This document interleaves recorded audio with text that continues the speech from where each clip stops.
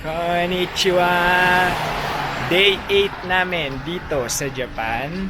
And ngayong araw, wala naman kami talagang activity today. Lumabas lang kami and naisip kong pumunta sa mga train stations para mag-ipon ng mga Eki-stamps or station stamps.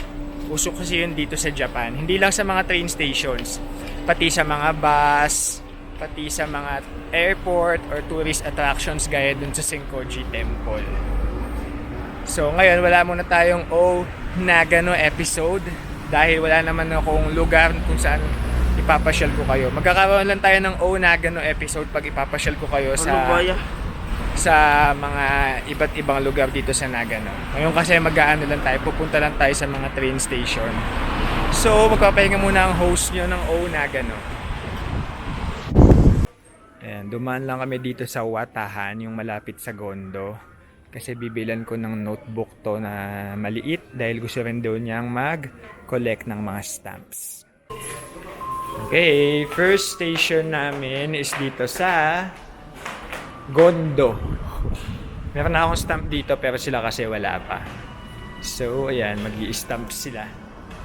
Pati si Yuki, mag-i-stamp na rin. Doon yung Doon. Ito yung train station sa kanila. Di pa ako nakakasakay ng train dito. Hanggang dito pa lang ako sa pinaka-entrance.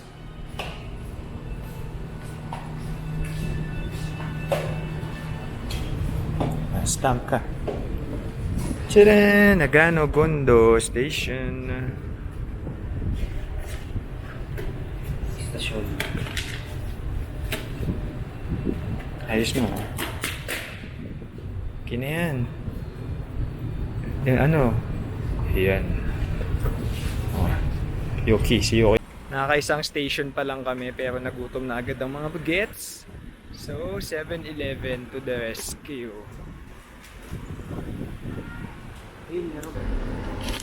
Ganun kasi yung pagbukas niyang mustard tsaka ketchup para magkasama na siya pag binuhos. Amazing. Ganda ng mga puno dito.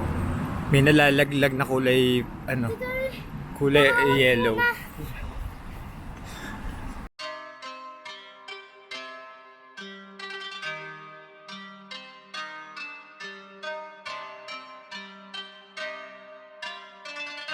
Ito na talaga yung Senkoji Station! Ganda oh. Ganda ng background. Ang ganda ng mga naka-drawing. Kita mo yan? Sa birthday ko, pupunta ako dyan sa Jigo Kodani Monkey Park. Hindi. Dito sa Nagano, napapalibutan kasi sila ng bundok. Kaya yan yung sikat sa kanila, mga ski resorts and hot springs. Cute na lang yun to. Ganda naman dito.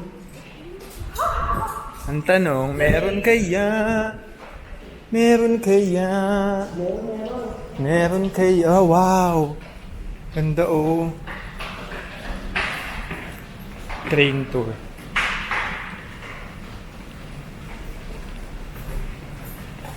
Yun ang meron? Okay, meron daw. Ito. Yan na, meron. Ang ganda. Senkoji Station to. Senkoji Shita Station. Kaya Senkoji Temple yung meron. Saan ko ilagay dito? Dito sa next page. Dito Yuya. Uy, sira naman. Hala nagulo. Diyan. Hala nagulo. Oops. Wow! Meron din silang papapel dito na pwede natin dito ilagay yung stamp natin. Kuha ko nito. Nalagay ko dito yung sa akin. Pero mag-stamp din ako dun sa notebook. Nasa Gondo, walang ganito, no?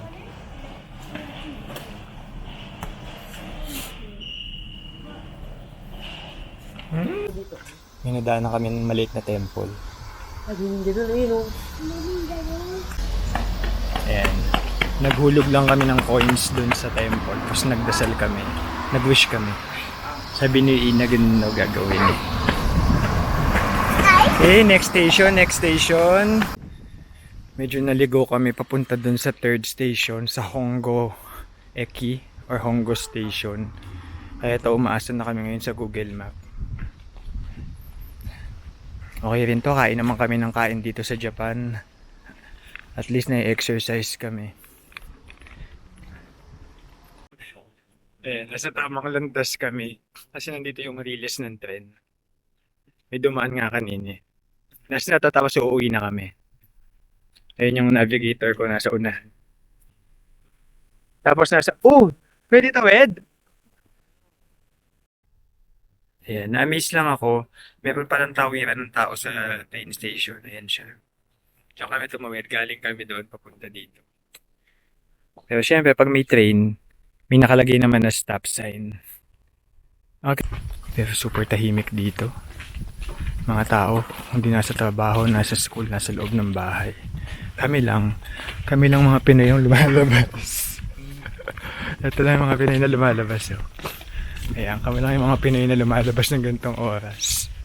The Explorers. Ito na kami sa Hongo Eki. Hindi siya subway station, nasa ibabaw siya. Pasok lang kami, hanapin namin yung stamp. Kung meron, sana meron. Ayun, confirmed. Wala nga ang stamp dito sa Hongo Eki. Diyos ko, ang layo-layo ng nilakad namin, wala pala.